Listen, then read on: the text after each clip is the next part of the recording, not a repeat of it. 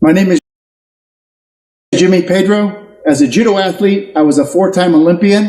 I was a world judo champion in 1999, and I medaled in the Olympic Games twice, winning a bronze in Atlanta, 1996, and a bronze medal in 2004 in Athens, Greece. Welcome to my dojo. Welcome to our gripping system.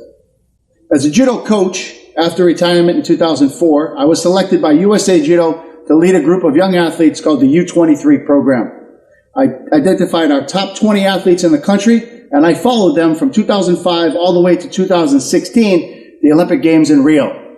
As part of that program, we reinforced the gripping system. That is one of the keys to success that led these athletes to win Olympic medals at 2012 and 2016. Athletes like Marty Malloy, Ronda Rousey, Travis Stevens, and Kayla Harrison. If you think about every combat sport, it all starts with grabbing your opponent or getting a hold of your opponent first.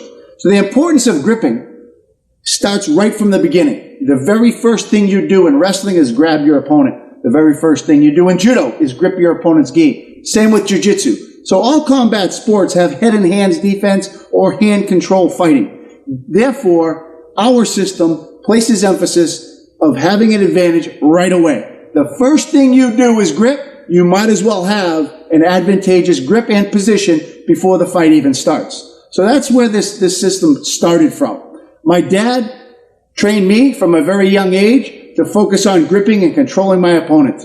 We've passed that on through the generations and through traveling around the world, working out in Asia, Japan, Europe, extensively throughout the world, training judo. We've refined this system and learned all of the adaptations to help create an unbelievable gripping system, which I believe is the main reason why I was such a successful judoka, and every athlete that has come through Jimmy Pedro's judo system has gone on to Olympic excellence.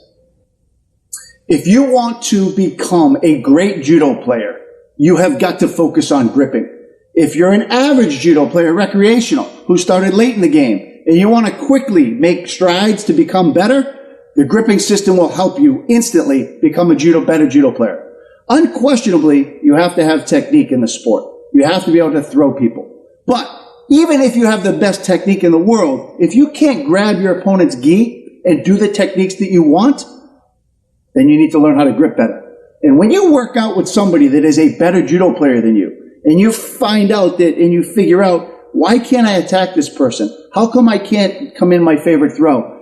Usually the answer is positioning and gripping. So we are going to help improve your gripping game to a whole nother level. Follow our system, guaranteed unbelievable results. So philosophically, if you think about gripping, if I come out and I let Patrick have his favorite grip on the gi, and I then take my favorite grip, we're in a position here called 50-50, which means I have a 50% chance of throwing him, and he has a 50% chance of throwing me. Usually in this situation, the better judoka wins. So if it's 50-50, but I'm a world-level, world-class judo player, and he's sort of a national player, then my odds become 75-25 or even 90-10. So the person who has the best judo wins. That's not good odds for me, if you think about it, especially if I'm not as good as my opponent. So the theory behind gripping is my opponent needs to have his power hand on my gi in order to do all of his major throws. So when Patrick makes his attacks, he needs this hand here to control my body. So theoretically, if I take that hand out of play for him, and he is not allowed to grab my gi with his power hand, then he can't execute any of his major techniques. So I nullify all of his best waza or best throws, and that gives me an advantage. So if you think about it, I'm not as good as Patrick. I take control of his power hand, and I now dictate all of the movement of the fight. I can decide when to attack, when to throw. He then can't even, he spends most of his time trying to grab my gi and get a grip. He can't execute any of his judo. This is the situation that we're hunting for and looking for when it comes to grip fighting. I want to get control of my opponent's power hand, and then I want to dictate the movement in the fight. Because if you think about it, whoever grabs first in an advantageous way now dictates all of the movement of the fight. He has to react to everything I do. Whereas if I allow him to grab first, now I'm following and guessing what he's doing.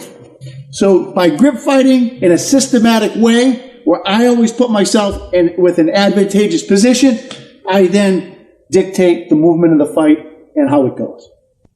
In this section, I want to talk about offensive gripping versus defensive gripping.